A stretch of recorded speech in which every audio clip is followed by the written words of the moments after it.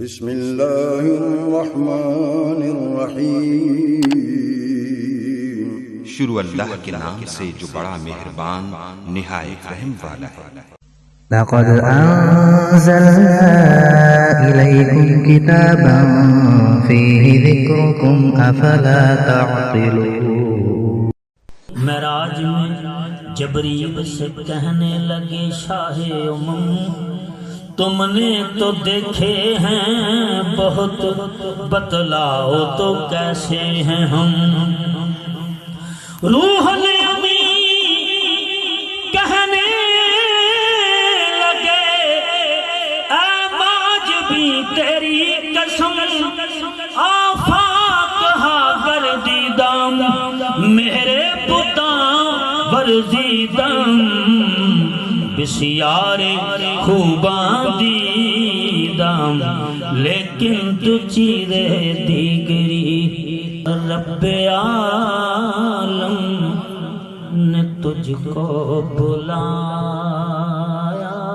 وہاں، جس جگہ پہ کسی کو بلایا نہیں، ان سے معراج کی شب یہ حق نے کہا،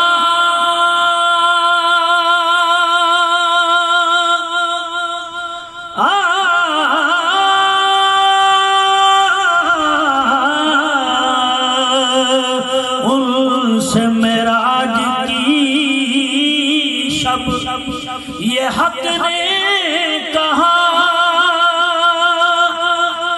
یوں تو پیار ہے مجھ کو سبھی انبیاء، پر میرے نزدیک میرے نزدیک میرے نزدیک میرے نزدیک میں نے تجھ سے تو کچھ بھی چھپایا نہیں، میرے نزدیک میرے نزدیک میں نے تجھ سے تو کچھ بھی چھپایا نہیں، ایک جلوے میں موسیٰ کو بے خود کیا۔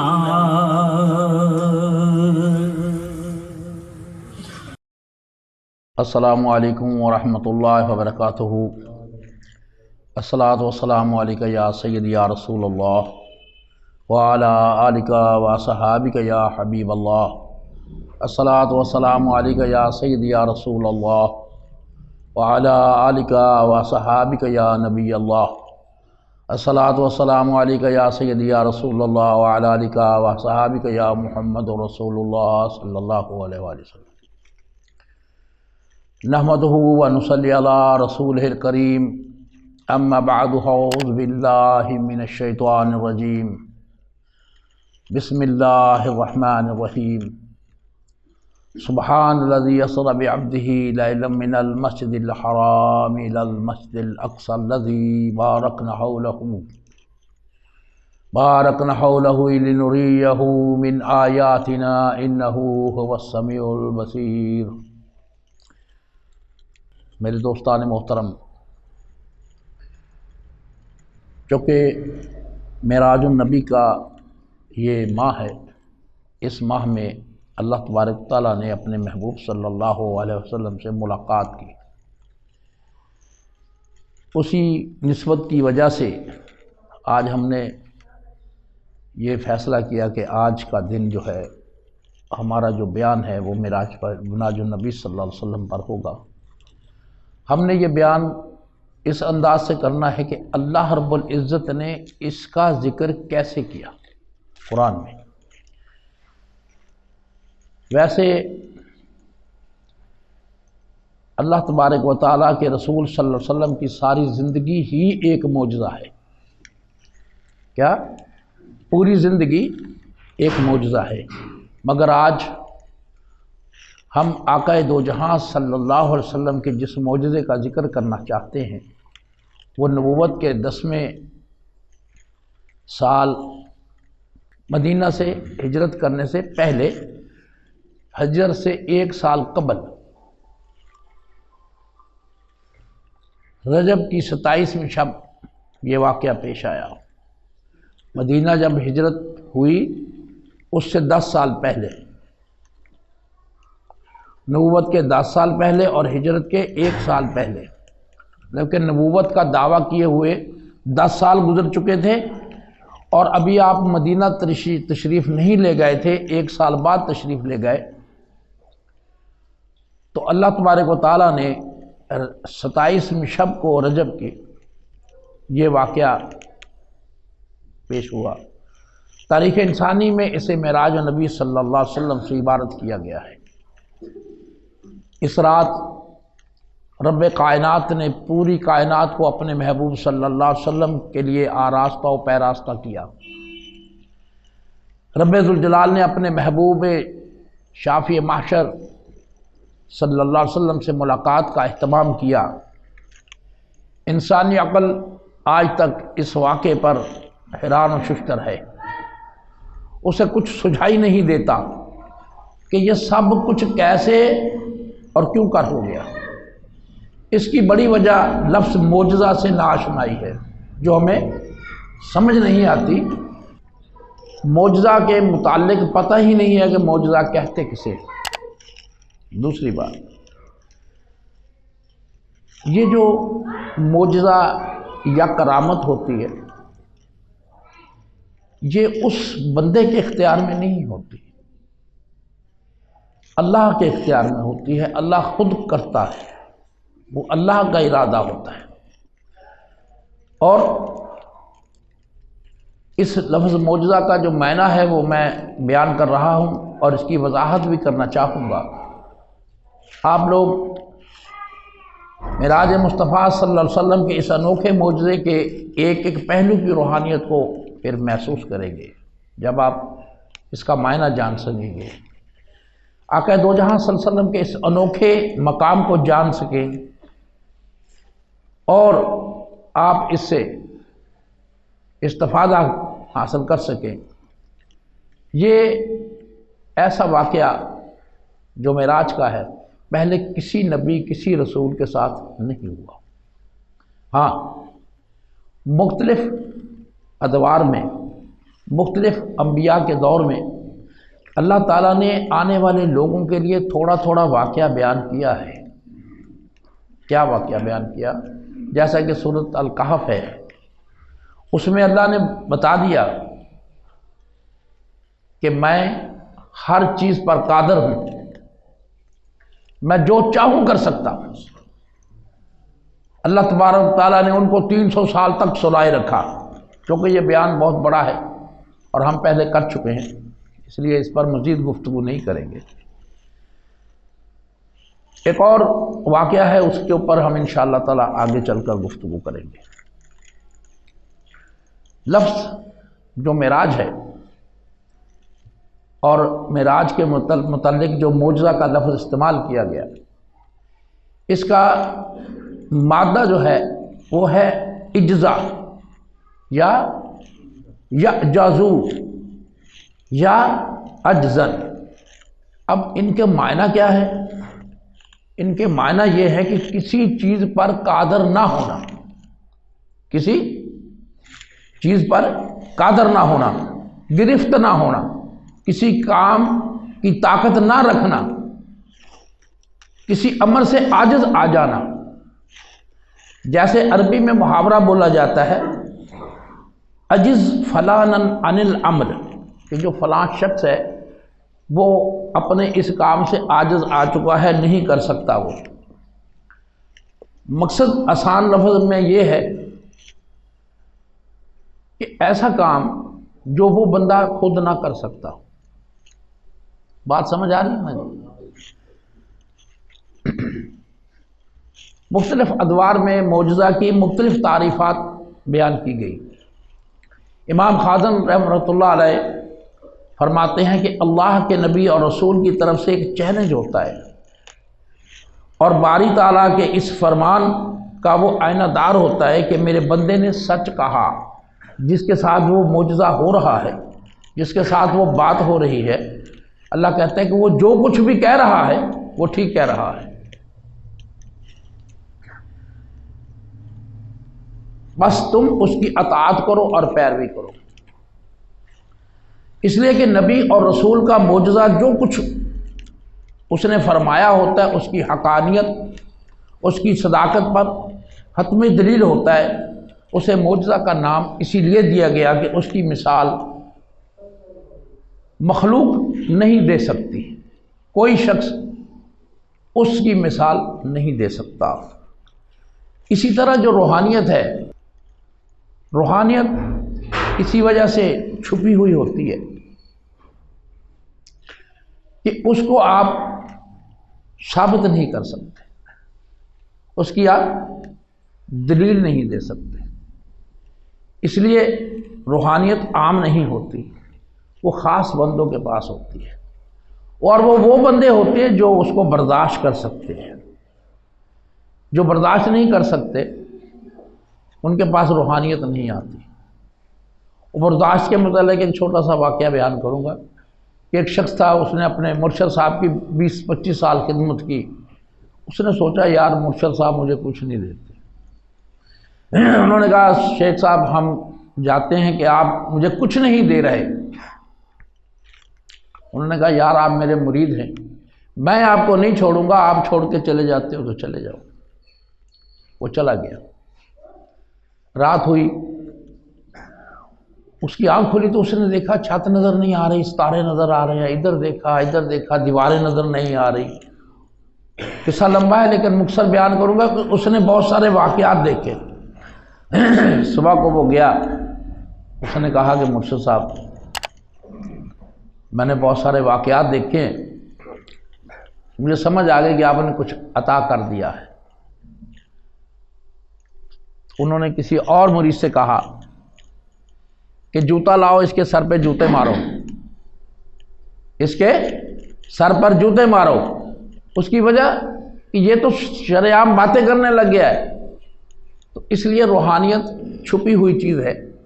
اسی طرح جو کرامت ہوتی ہے یا معجزہ ہوتا ہے وہ بھی ایسی چیز ہوتی ہے جس کو عام آدمی یا کوئی بھی شخص ثابت نہیں کر سکتا۔ تو دوستان محترم، اللہ تبارک و تعالیٰ نے اس کی مثال مخلوق انسانی نہیں لا سکتی، اللہ کو پتہ ہے، اور اللہ ہر کام پر قادر ہے، مطلق ہے۔ قاضی ایاز مالکی رحمۃ اللہ علیہ فرماتے ہیں کہ یہ بات بخوبی جان لینی چاہیے کہ جو کچھ انبیاء علیہ السلام اپنے ساتھ لے کر آتے ہیں، ہم اسے معجزہ اس لیے کہتے ہیں کہ مخلوق اس کی مثال لانے سے عاجز ہے، دنیا اس کی مثال نہیں دے سکتی۔ بس معجزے ایسے افعال ہیں جو رسولان مکرم علیہ السلام اور انبیاء محتشم کے دست حق کے پرست پر قدرت خداوندی سے رونما ہوتے ہیں اور ماورائے عقل ہوتے ہیں، یعنی توجیہ سے مکمل طور پر اسے بیان نہیں کیا جا سکتا، اس کی مثال نہیں دی جا سکتی، اسے سمجھایا بھی نہیں جا سکتا۔ اس کا تعلق ایمان، اقان اور وجدان سے ہوتا ہے۔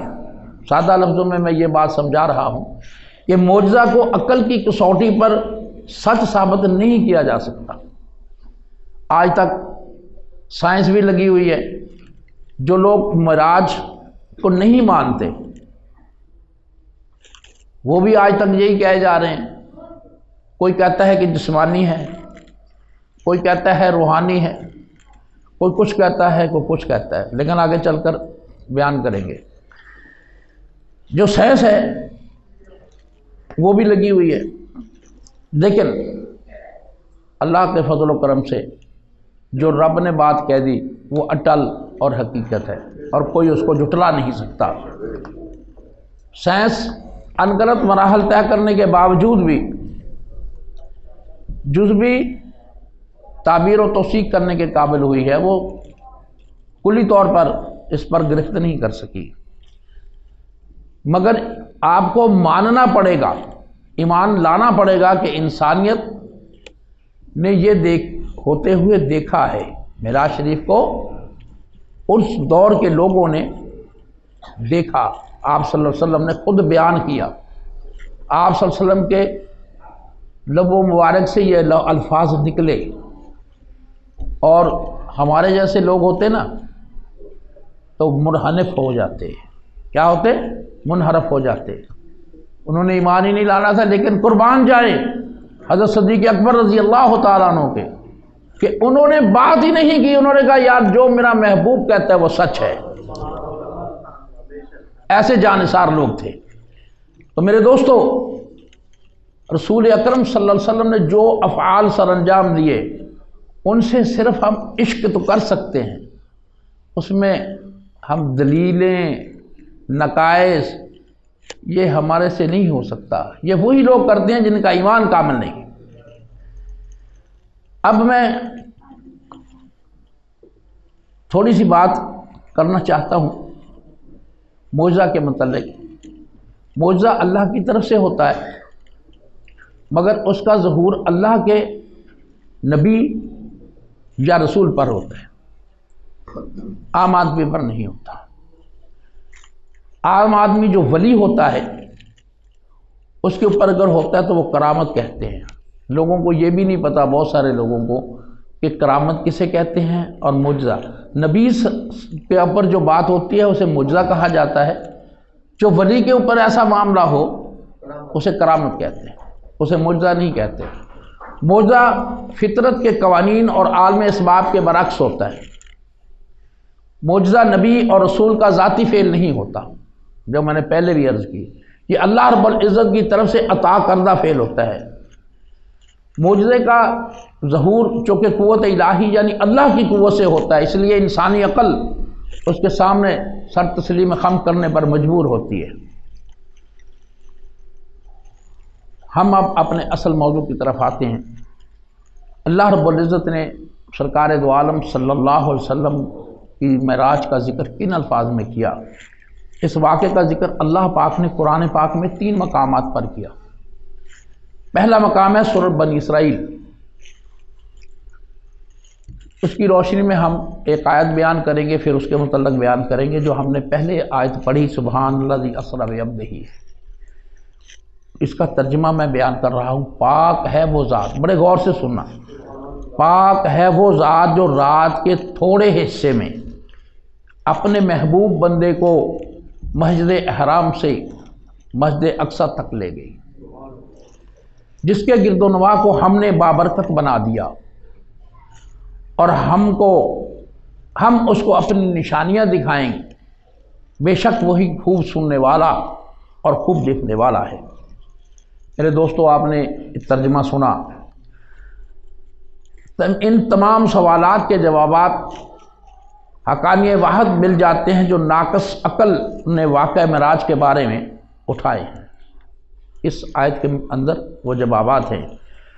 پہلا سوال جو اکثر لوگ کہتے ہیں کہ ایسا ممکن نہیں کہ ایسا ہو، کیا کہ اتنا طویل سفر چند لمحوں میں طے ہو جائے، یہ ایسا ہو نہیں سکتا۔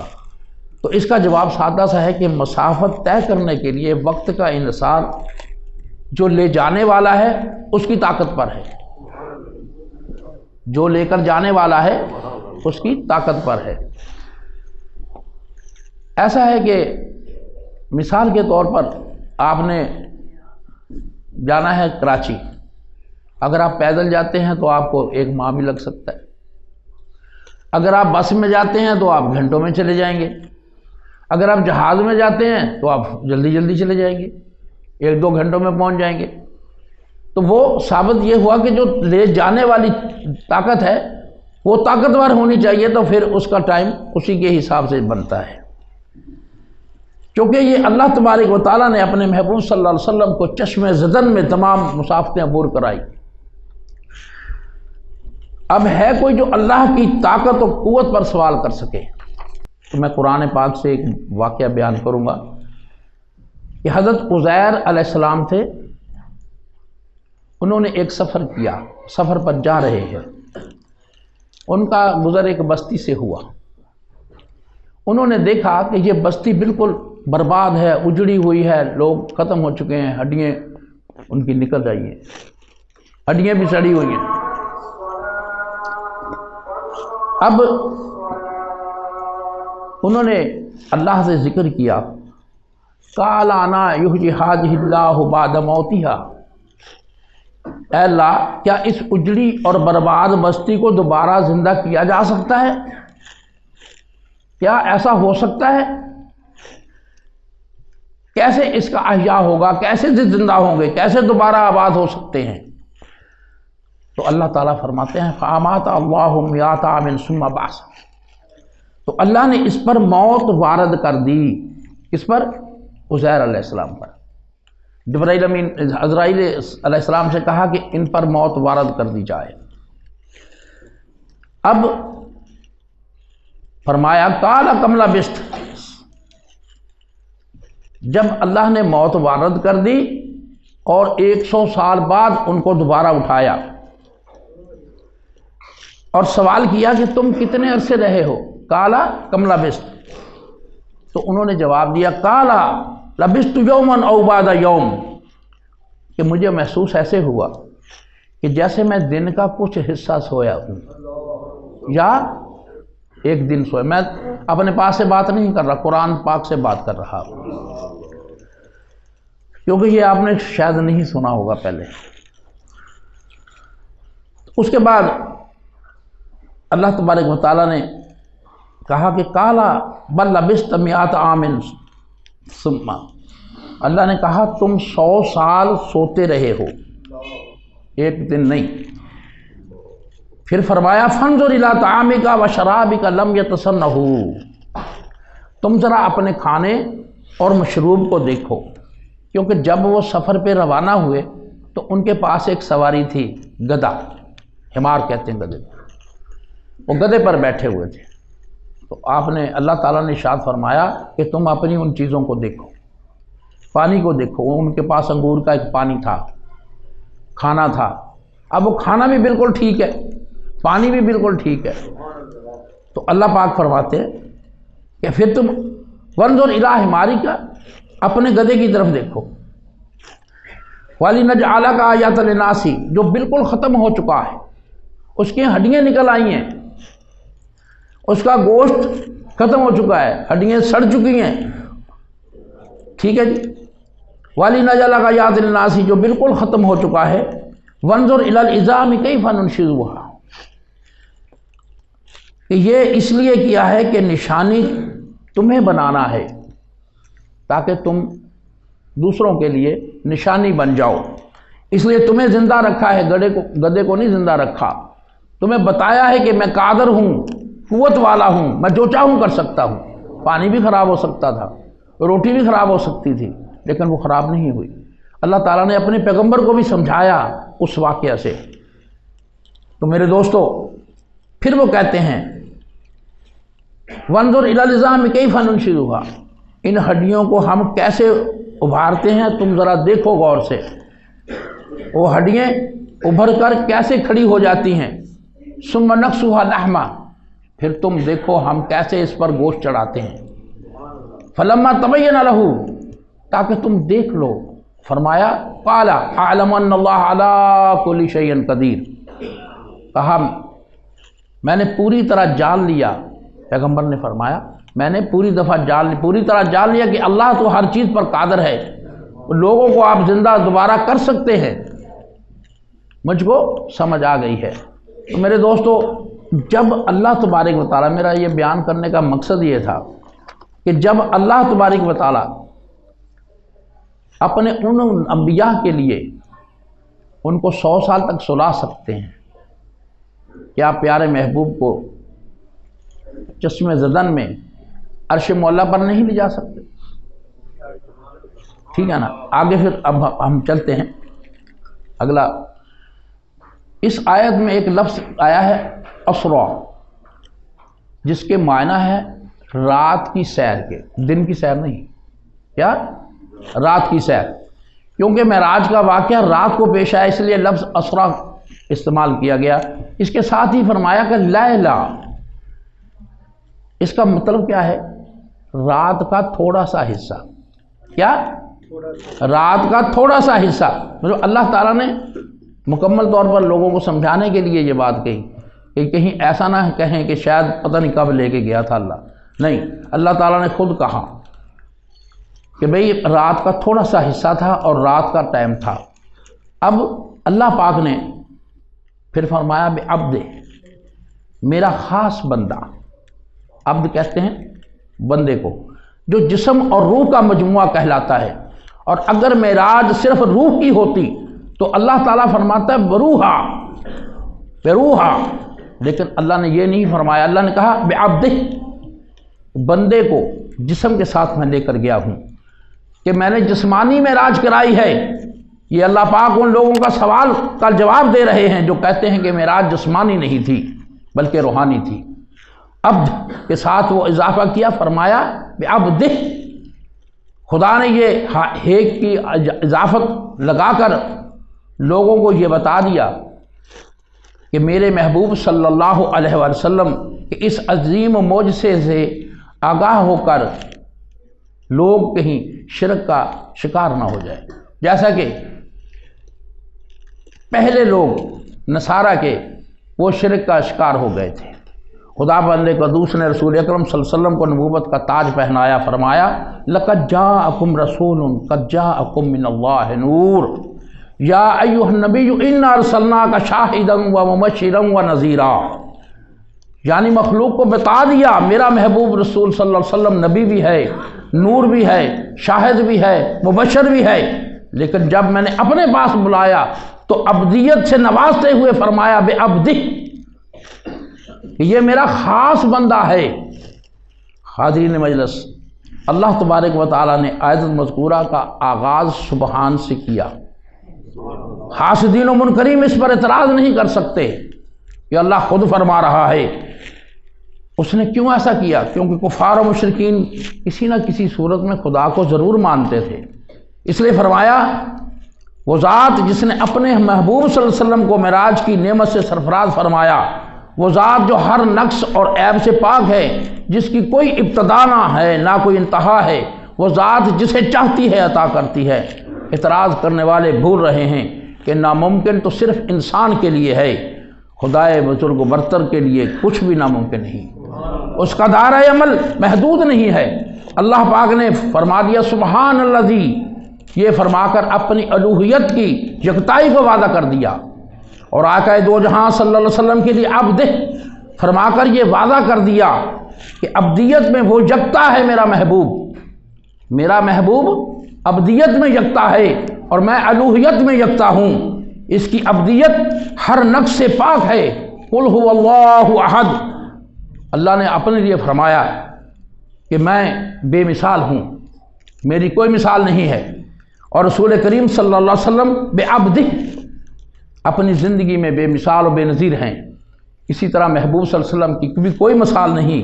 میرے دوستو، واقعہ معراج کا ذکر سورۃ نجم میں، اب میں دوسرا آیت بیان کر رہا ہوں، آپ پریشان نہ ہونا، تھوڑا سا بیان ذرا بڑا ہے اور جلدی ختم ہو جائے گا۔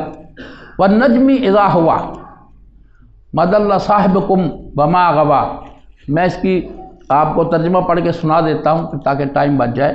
قسم ہے ستارے وجود محمدی صلی اللہ علیہ وسلم کی، جب وہ شب معراج عرش بری پر عروج فرما کر زمین کی طرف اترا، تمہارے آقا نہ گھبرائے ہوئے تھے نہ بے راہ چلے، اور وہ اپنی خواہش سے کلام نہیں فرماتے، اب یہ رب فرما رہا ہے۔ ان کا فرمانا فقط وحی الہی ہوتا ہے جو ان کی طرف سے ہوتا ہے، جو اللہ کی طرف سے ہوتا ہے۔ انہیں سکھایا سخت قوت والے زبردست اللہ نے، پھر اس اللہ نے استوا فرمایا اس حال میں کہ محمد صلی اللہ علیہ وسلم سب سے اونچے کنارے دائرہ امکان کے منتہا پر تھے، پھر قریب ہوئے اللہ محمد صلی اللہ علیہ وسلم سے، پھر زیادہ قریب ہوئے تو محمد صلی اللہ علیہ وآلہ وسلم اور اللہ کے درمیان 2 کمانوں کی مقدار سے بھی کم فاصلہ بلکہ اس سے بھی زیادہ تو وہی فرمائی آپ نے اپنے عبد مقدس کو، جو وہی فرمائی۔ اب یہ جو میں نے آیات پڑھی ہیں، اس میں اللہ تبارک و تعالیٰ فرما رہے ہیں کہ میں اس کے اتنے قریب ہو گیا، لیکن بہت سارے ہمارے دیوبند علماء نے اس کا جو ترجمہ کیا ہے وہ یہ کہا ہے کہ حضرت جبریل امین کو آپ نے دیکھا جو سخت طاقت والا تھا۔ ان کا دماغ غلط ہے۔ اللہ تبارک و تعالیٰ کو کیا ضرورت پڑی ہے جبریل کو بیچ میں لانے کی؟ کوئی ہے؟ چوتھے آسمان پر تو اس نے کہا میرے پر جل جائیں گے بھائی، میں آگے نہیں جا سکتا۔ اور یہ تو سوچو کہ لے جانے والا کون ہے؟ پیارے آقا صلی اللہ علیہ وسلم کو لے جانے والا رب کی ذات ہے، اللہ لے جانے والا ہے۔ جبریل امین وہاں نہیں گئے۔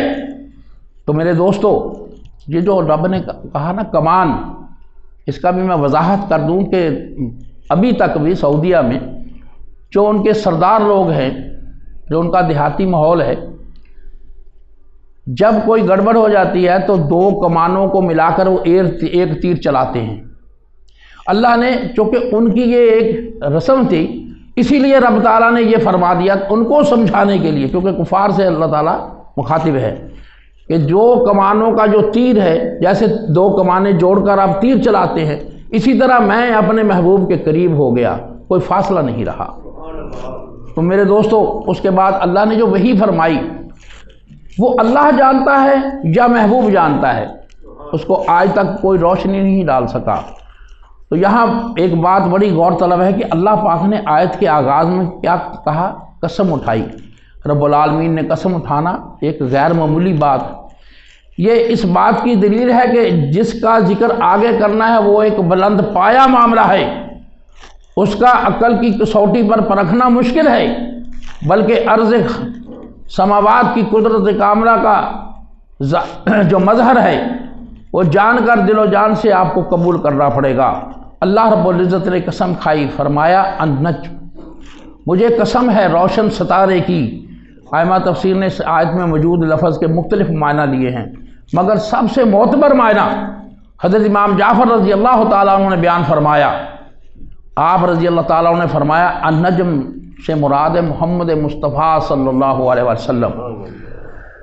تو النجم اذا ہوا سے مراد آقا دو جہاں صلی اللہ علیہ وسلم کا معراج کی رات آسمانوں سے نیچے اترنا، جو میں نے پہلے بھی عرض کیا۔ عروج کے بعد ہدایت مخلوق کے لیے نیچے اترنا اللہ کی طرف سے امت پر ایک احسان ہے۔ امام راضی رحمۃ اللہ علیہ، علامہ علوسی رحمۃ اللہ علیہ، امام خازن رحمۃ اللہ علیہ، سارے امام نے یہی مطلب لیا ہے۔ امام راغب اصفہانی رحمۃ اللہ نے یہاں تک فرمایا کہ اللہ پاک نے یہاں اشارے کے پیرائے میں حضور نبی صلی اللہ علیہ وسلم کی قسم کھائی اور فرمایا قسم ہے محبوب کہ نہ میرا محبوب بہکا نہ بے راہ چلا۔ یہ اس طرف اشارہ ہے کہ معراج کے نتیجے میں، مطلب اللہ نے جو یہ فرمایا یہ کس نتیجے میں؟ کہ جب اللہ کے ساتھ گفتگو ہوئی، اللہ کے نبی صلی اللہ علیہ وسلم نے اپنا ہر کچھ فنا کر دیا، اپنا لبادہ ختم کر دیا، اللہ کا رنگ چڑھ گیا، اللہ نے اپنا رنگ چڑھا دیا اپنے محبوب پر۔ تو اس لیے حضور صلی اللہ علیہ وسلم نے اپنی ذاتی خواہشات، اپنی ذات، محبت سب کچھ ختم کر کے منشا الہی میں گم کر دیا اپنے آپ کو۔ صاحب روح البیان فرماتے ہیں کہ اس آیت میں ارشاد ہے کہ نبی کریم رؤوف الرحیم صلی اللہ علیہ وسلم کی ذات و صفات میں فنائیت کے اس اعلیٰ مقام پر فیض ہوئے کہ اپنا کچھ باقی نہ رہا۔ روایت باری تعالیٰ کا اس قدر غلبہ ہوا کہ آپ نے جو کچھ بھی آپ فرماتے ہیں وہی وہ وحی الہی ہوتا ہے۔ میرے دوستو، یہاں میں ایک بات آپ کو سمجھانا چاہتا ہوں جو صوفیہ نے بیان کی۔ صوفیہ کرام رحمۃ اللہ علیہ کے نزدیک تاجدار کائنات صلی اللہ علیہ وسلم نور مجسم صلی اللہ علیہ وسلم کا معراج اس کرۂ ارضی کی پستی سے عالم بالا کی طرف جانا اتنا بڑا معجزہ نہیں جتنا آپ صلی اللہ علیہ وسلم کا واپس آنا ہے اس جہان و گل میں۔ کوئی شخص بھی اگر اوپر چلا جاتا ہے اپنے محبوب کے پاس، اپنے رب کے پاس، کیا اس کو اگر آپ کہیں کہ یار تو پھر اس دنیا میں آ جا، وہ آئے گا؟ نہیں آئے گا۔ اچھا اللہ بھی نہیں چاہتا، اللہ اپنے محبوب کو اللہ نے پاس بلایا، وہ کب چاہے گا کہ میرا محبوب جائے؟ لیکن ہم لوگوں پر اللہ کا احسان ہے کہ اللہ نے اپنے محبوب کو دوبارہ بھیجا کہ جاؤ اپنی امت کے پاس چلے جاؤ، یہ اس کا بہت بڑا احسان ہے۔ میرے دوستو، میرے بھائیوں، پیارے آقا صلی اللہ علیہ وآلہ وسلم نے اللہ کو اپنی ان آنکھوں سے دیکھا۔ کن سے؟ ان آنکھوں سے دیکھا۔ میرے دوستو، میرا خیال ہے کہ جو میں نے واقعہ بیان کیا، انشاءاللہ تعالیٰ آپ اس سے لطف اندوز بھی ہوئے ہوں گے، آپ کو مزہ بھی آیا ہوگا۔ اما علینا الا البلاغ۔